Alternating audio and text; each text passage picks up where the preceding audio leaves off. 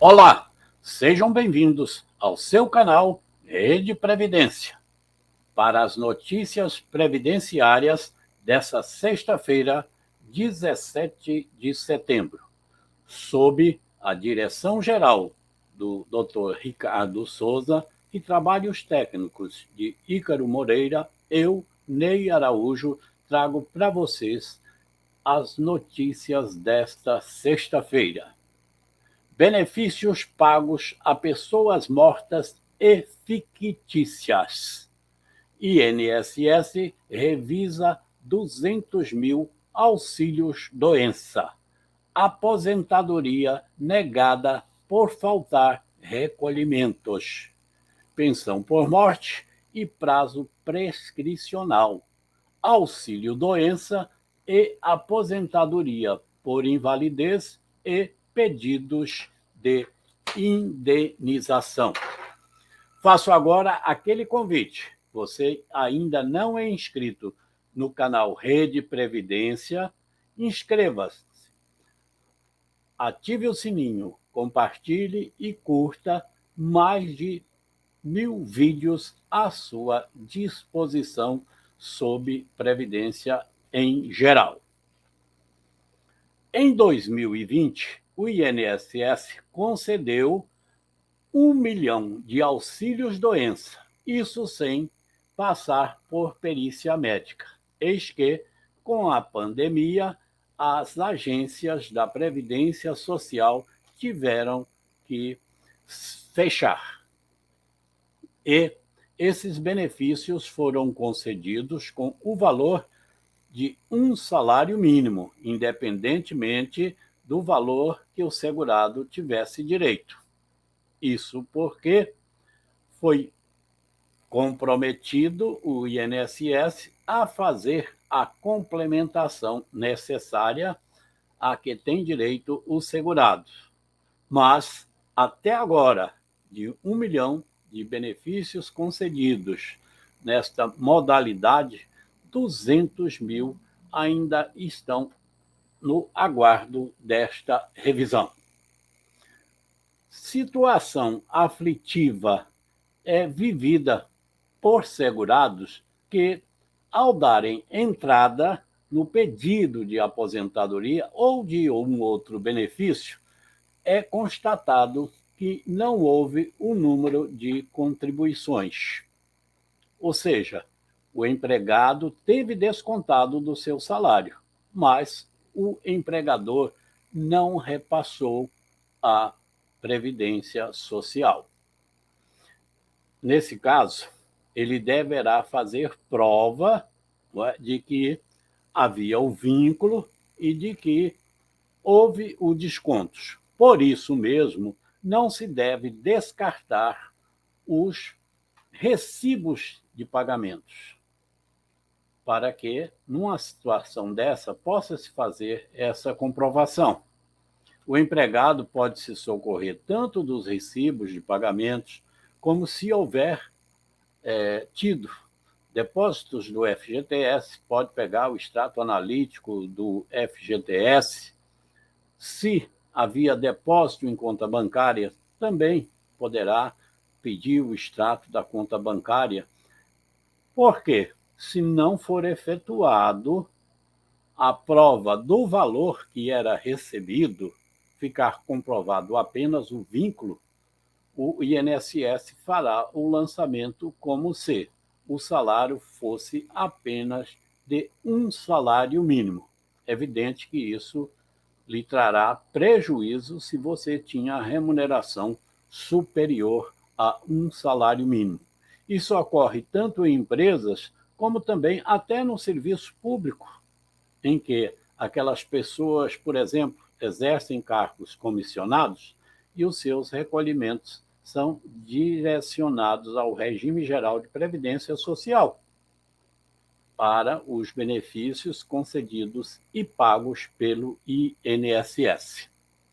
Outro assunto de importância foi levado à primeira sessão do Superior Tribunal de Justiça e foi decidido que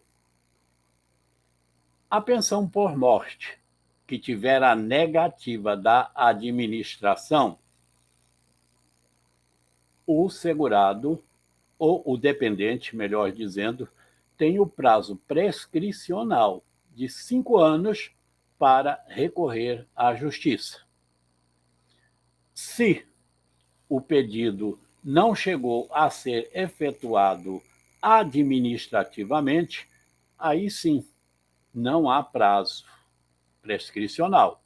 Apenas vamos imaginar que o dependente passou 15, 20 anos sem efetuar o requerimento, ele só receberá o correspondente aos últimos 5 anos. Portanto, se efetuou o pedido administrativamente, tem o prazo prescricional de 5 anos se quiser recorrer à justiça. Se não efetuou o pedido administrativo, não há prazo a ser respeitado. Inclusive, na lição do grande mestre aposentado Napoleão Nunes Maia, ele diz que a pensão deve ser tratada como uma relação de trato sucessivo que atende necessidades de caráter alimentar. Portanto, esse é o tratamento que deverá ser dado a esse benefício de pensão por morte. Outro assunto interessante diz respeito a uma decisão do Tribunal Superior do Trabalho, que reconheceu o direito de um empregado do Banco Santander que se aposentou por invalidez de ter analisada a sua ação pelo Tribunal Regional da Sexta Região. Esse empregado já havia passado um longo período em auxílio-doença e, naquela oportunidade, ele havia efetuado um pedido de indenização por causa da doença ocupacional, mas entendeu, naquela época, que ele deu entrada após o prazo prescricional. Aposentado anos depois por invalidez, então ele retornou com um pedido, agora sim, de indenização por danos morais e materiais pela doença incapacitante que o levou à inativação total e permanente. O Tribunal da Sexta Região, do TRT da Sexta Região, entendeu que não haveria cabimento, que esse pedido já teria sido julgado. Mas esse não foi o entendimento do TST, que mandou que fosse devolvido o processo à vara para que haja apreciação de mérito.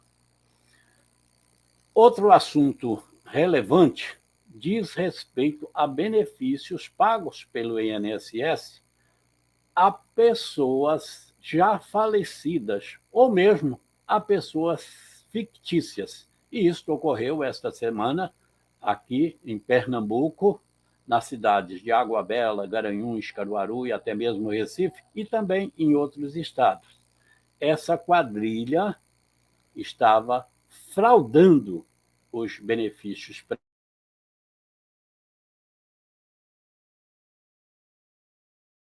e 25 benefícios previdenciários. O prejuízo estimado é de 27 milhões e 600 mil. Ontem já houve a prisão de 6 pessoas, mas há muito mais pessoas envolvidas.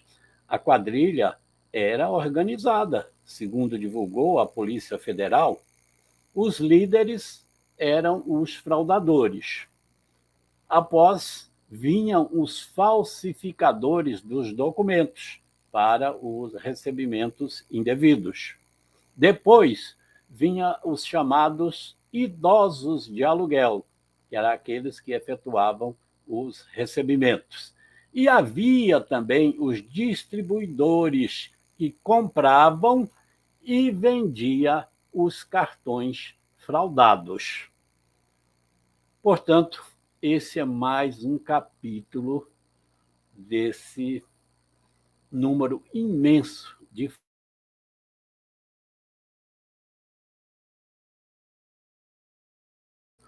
combatido para que os benefícios sigam direto para as mãos daqueles que realmente contribuíram ou que são dependentes daquele que era segurado. Estas são as notícias desta sexta-feira. Renovo o convite. Se você ainda não é inscrito, inscreva-se no seu canal Rede Previdência.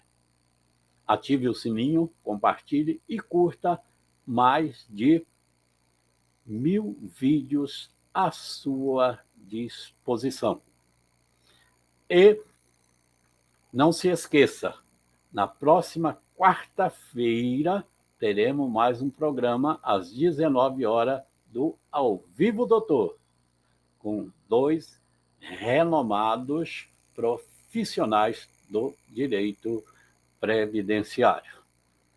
Desejo a todos um ótimo final de semana. E lembre-se, Rede Previdência, esse é o seu lugar.